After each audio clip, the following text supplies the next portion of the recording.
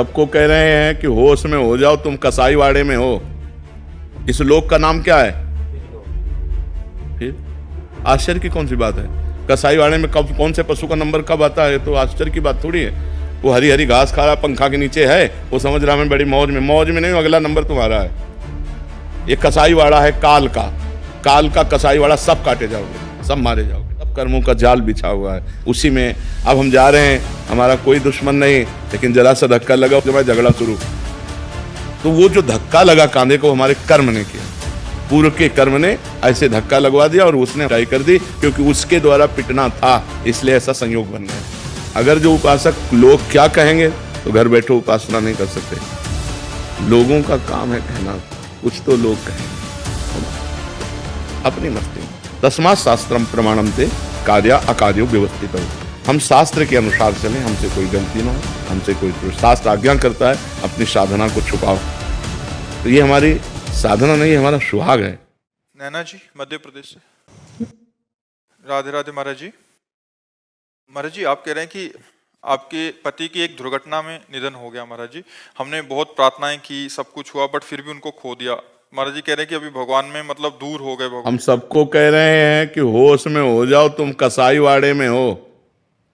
इस लोक का नाम क्या है? फिर आश्चर्य की कौन सी बात है?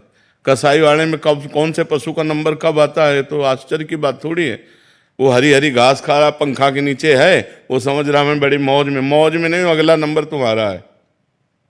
ये कसाईवाड़ा है काल का कसाईवाड़ा। सब काटे जाओगे, सब मारे जाओगे, क्योंकि इसका नाम मृत्यु लोक है। सब मरोगे। कोई आश्चर्य की बात, कोई संशय की बात? कोई गर्भ में मर जाता है, कोई गर्भ से बाहर आके मर जाता है, कोई बाल्यावस्था में मर जाता है, कोई जवानी में मरता है, कोई बुढ़ापे में मरता है। मरना तो है ही, और अपने कर्म के अनुसार मरना ही पड़ेगा। तो भगवान पे श्रद्धा करने की जरूरत इसमें क्या है? तुमने जो कर्म किए, तुम्हारी आयु है 30 वर्ष, तो 30 वर्ष के बाद 1 सेकेंड में नहीं बढ़ सकती। तो तुम्हारे कर्म का फल तुम्हें मिल रहा है, भगवान उसमें क्या करें? जज को गाली देने की जरूरत नहीं है, वो न्यायाधीश सर्वज्ञ है। वो एक भी पॉइंट कहीं चूक नहीं करता है। तो गाली देने से क्या होगा? प्रार्थना करने से क्या होगा? मान लो आप खूब उपासना करो और उसको 30 वर्ष जीना, तो सिर्फ 30 वर्ष जिएगा, तुम्हारी उपासना उसको 32 वर्ष नहीं कर देगी। और भगवान को गाली देने से क्या? तुम अपने कर्मों को और बिगाड़ रहे हो, उसमें क्या है? इसका नाम मृत्यु लोक है। तुम्हें पता नहीं किस लोक में तुम आए हो। मृत्यु लोक, जहां हर समय मृत्यु का भय है। सब मरोगे, कोई नहीं बचोगे। समय है, तुम्हारे बाप मर गए, तुम्हारे बाबा मर गए, तुम भी मर जाओगे। ऐसे क्रम है। तुमसे लड़के उत्पन्न हुए, वो सयाने हुए, वो मरे, उनसे उत्पन्न हुए, वो सयाने हुए, वो मरे। ये क्रम चल रहा है। कार में बैठे जा रहे हैं, फिल्मी गाना सुनते हुए चले, एक्सीडेंट हुआ, पूरा परिवार मर गए।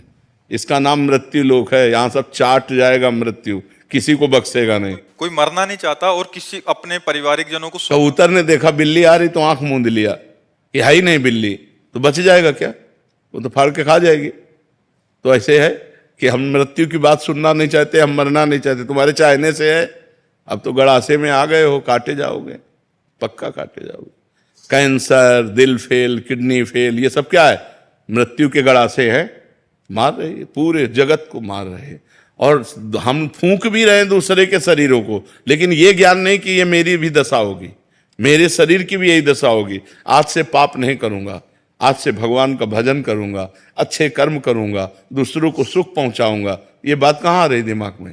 फिर प्लानिंगें बन रही है, वैसा करना, ऐसा करना, ऐसा। और प्लानिंग करते करते उनकी प्लानिंग हो गई, वो चले गए। ये आती है भावना कि अच्छे कर्म करूंगा, सब करूंगा, लेकिन फिर भी बीच बीच में ना भावनाएं दुनिया में इधर उधर हो जाती। इधर उधर इसलिए हो जाती कि नाम नहीं चल रहा।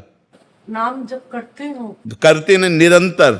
जहां अंतर मिलेगा उठा पटक देगा। ये शैतान है, मन एक शैतान है। इसको निरंतर लगाए रखो, समय मत दो। अगर समय दिया तो ये पटक देगा।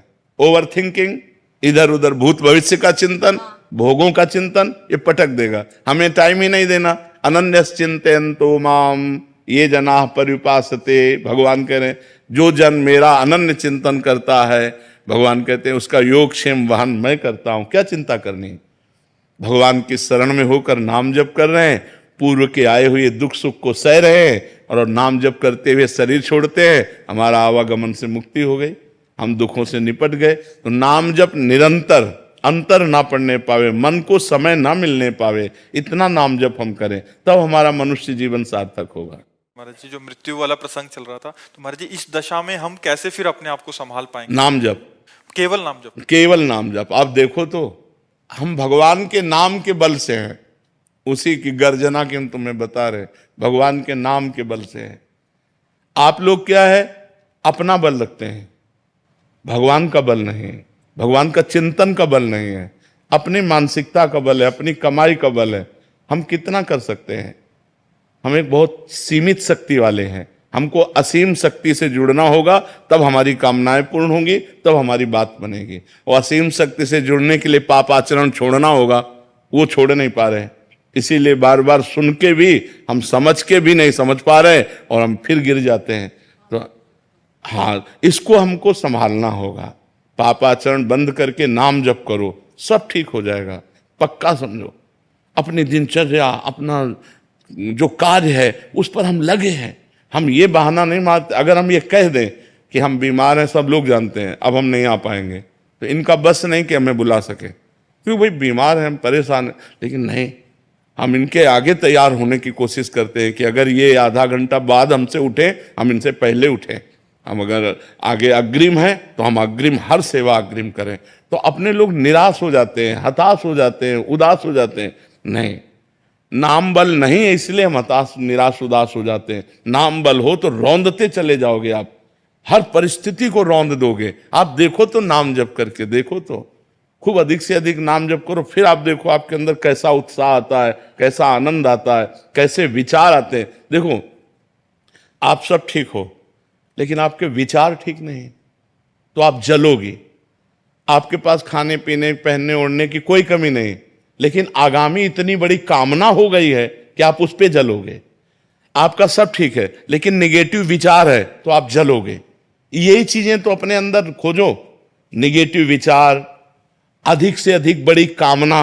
हम जितने पे उतने में संतोष नहीं, बड़ी कामना वो हमें जला रही है। फालतू के विचार जला रहे हैं, फालतू के राग द्वेष के विचार जला रहे हैं। इन्हीं को तो नष्ट करने के लिए अध्यात्म है। इन्हीं विचारों को हम शुद्ध कर लिया, पॉजिटिव विचार कर लिए और संतोष कर लिया, 4 रोटी है, हमारा काम चल जाएगा। देने वाले को जब इच्छा होगी तो 8 कर देगा। हम क्यों चाहें? 4 दिया है, 4 में हम संतोष करते हैं, अभी आनंद आ जाएगा। लेकिन हमारे पास 8 हैं पर हमें 16 चाहिए। अब 8 में हम संतोष ना करके, 8 का स्वाद ना लेके 16 की चिंता में जल रहे, तो अब इसका क्या होगा? ओवर थिंकिंग का क्या है? और सब ओवर थिंकिंग में है। आप देख लो, सब इसी विचार में है। जितनी परिस्थिति उसमें आनंदित नहीं है, वो बड़ी परिस्थिति चाहिए। अब वो बड़ी परिस्थिति प्राप्त होने के लिए बड़ा तप चाहिए, भजन चाहिए, सेवन चाहिए। आज वो पाप कर रहा है लेकिन कल उसने पुण्य किया था, इसीलिए पाप करते हुए आज सुखी दिखाई दे रहा है। लेकिन जब इसके पाप का फल आएगा तो मिटिया मेट हो जाएगा। आज आप धर्म से चल रहे हो लेकिन आज दुखी हो, क्योंकि आपका पाप कर्म का परिणाम चल रहा है। जब आपका ये धर्म का फल आएगा तो आप सुखी हो जाओगे। ये बातें समझना चाहिए। सीमा शुक्ला जी, कोलकाता से। राधे राधे। राधे राधे महाराज जी। महाराज जी, आपका भी कर्मों के ऊपर ही है। कह रहे हैं कि हमने आपको एक प्रवचन में सुना था कि हर इंसान को अपने कर्मों का फल मिलता है। अगर माता पिता के कर्मों का फल उनके बच्चों को भी मिलता है, अच्छा हो या बुरा, नहीं, जीव को अपना कर्म भोगना होता है। संयोग बनता है, पूरा जाल बिछता है। तुम्हारे ये कर्म तो तुमको ऐसा पिता मिलेगा, तुम्हारे ऐसे कर्म तो तुमको ऐसा पुत्र मिलेगा। वो कर्म का पूरा विधान मिलाया जाता है और पूरा परिवार बनता है उस जाल में। ये माँ है, ये बहन है, ये भाई है, ये पिता है, ये रिश्ता है, ये नाता है। जिसको जितना भोग भोगना है उतना उसको दुख भोगना पड़ेगा। कर्म सबके उसमें मिलित होते हैं, तभी वो आकर उनका पुत्र बनता है, तभी उनकी माँ बनती, तभी उनका पिता बनता। ऐसा नहीं कि केवल एक व्यक्ति का कर्म पूरे परिवार को दुख दे रहा है, नहीं, उसके भी कर्म उसमें जुड़े हुए हैं। पिता का पाप कर्म ऐसे पापी पुत्र को जन्म देगा जो जन्म से लेकर के मरण तक उसको नाना प्रकार के दुख ही दुख देगा। पिता का पुण्य कर्म ऐसे पुण्यात्मा पुत्र को जन्म देगा जिसको बचपन से देखते हुए जवानी तक, मरते समय तक हृदय शीतल रहेगा। सब कर्मों का जाल बिछा हुआ है, उसी में अब हम जा रहे हैं। हमारा कोई दुश्मन नहीं, लेकिन जरा सा धक्का लगा, जो झगड़ा शुरू। तो वो जो धक्का लगा कांधे को हमारे कर्म ने किया, पूर्व के कर्म ने ऐसे धक्का लगवा दिया और उसने पिटाई कर दी, क्योंकि उसके द्वारा पिटना था, इसलिए ऐसा संयोग बन गया। कर्मों का बड़ा सूक्ष्म स्वरूप है, उसका निर्णय करना बहुत कठिन है, वो तो केवल भगवान ही जानते हैं। सुनो भरत भावी प्रबल, बिलख कहो मुनिनाथ, हानि लाभ जीवन मरण जस अपजस विधि हाथ। वो विधान भगवान के हाथ में है, जब जहां जीव का जैसा कर्म होता है उसको भोगना पड़ता है। और वो एक कर्म के साथ बहुत से कर्म जुड़े हुए होते हैं, माता का कर्म, पिता का कर्म, भाई का कर्म, बहन का कर्म। तो अब एक ने गलती की और सबको दुखी होना पड़ा, उनको अपने अपने कर्मों का फल भोगना पड़ रहा है, क्योंकि वो ऐसा ही कर्म करेगा कि पूरा परिवार जले, वो ऐसा ही कर्म करेगा कि पूरा परिवार गर्वित हो, आनंदित हो। ये कर्मों का जाल बिछा हुआ है। महाविद्या जी लखनऊ, श्री हरिवंश महाराज जी, आपके चरणों में कोटि कोटि प्रणाम। गुरुदेव कहते हैं कि अपनी भक्ति और साधना को छुपाना चाहिए। तिलक एवं कंठी पहनने वाले कतिपय भक्ति ना करें तो भी भागवतिक मार्ग के पथिक माने जाते हैं। गुरुदेव, अगर अपनी भागवतिक मार्ग को प्रकाशित नहीं करना है तो क्या कंठी एवं तिलक जरूरी है? नहीं, वहां जो कहा जा रहा है वो कंठी तिलक के लिए नहीं कहा जा रहा है, वो आपकी साधना के लिए कहा जा रहा है। जैसे आप कितना नाम जप करते हैं, आपको क्या अनुभूतियां हो रही हैं, आप कितना भगवान के प्रति समर्पित हैं, आपके क्या क्या पाठ हो रहे हैं, क्या क्या अनुष्ठान हो रहे हैं। अपनी अनुभूतियों को, अपनी दिनचर्या को, अपनी साधना को तब तक छुपाए जब तक भगवत प्राप्ति ना हो जाए। और जब भगवत प्राप्ति हो गई तो फिर बात अलग है, फिर कोई भय का विषय नहीं रहता। इसलिए ये कंठी तिलक तो हमारे जैसे आप लोग सुहाग धारण करते हैं ठसक से, ऐसे हम सुहाग धारण करते हैं। ये हमारा सुहाग है, हम अपने इष्ट के प्रति जो सुहाग धारण किए हैं, इससे कोई हमारा उसमें हानि लाभ वाला विषय थोड़ी है, ये तो हमारा सुहाग है। जैसे आप मंगलसूत्र धारण करते हैं, ऐसे हम कंठी धारण करते हैं अपने प्रीतम के लिए। जैसे आप मांग भरते हैं, ऐसे हम अपने प्रीतम का श्रृंगार करते हैं। ये हम देखते ही पता चल जाएगा राधा वल्लभी संत है, ये राधा वल्लभ जी का है, पता चल जाता है। ये रामानंदी है, ये राम जी का है, ये शिव जी का है। तो ये सुहाग है, इसमें थोड़ी कि कोई क्या कहेगा, इसमें नहीं। ये नहीं तो कंठी लगाओ, मान लगाओ, हम भले अपने भक्ति के में अनन्य नहीं हो, सामने वाला फिर इज्जत देने लगता है। सामने भगवान है, सामने वाला व्यक्ति क्यों देखती हो? सामने वाले में प्रभु है। अब उसकी सोच है, वो हमारा उपहास करे या सम्मान करे, उसके विषय की बात है। हम उसकी मानसिकता से थोड़ी चलते हैं। भाई कौन क्या कहेगा इसके लिए हम थोड़ी हैं। हमारी साधना, हमारी उपासना, तुम हमें अच्छा कहो या बुरा कहो, तुम गाली दो या सम्मान दो, तो तुम्हारी मति की बात है, हमारी मति की। अगर जो उपासक लोग क्या कहेंगे तो घर बैठो उपासना नहीं कर सकते। लोगों का काम है कहना, कुछ तो लोग कहेंगे, अपनी मस्ती में। तस्मात् शास्त्रम प्रमाणम ते कार्या अकार्यो व्यवस्थित हो।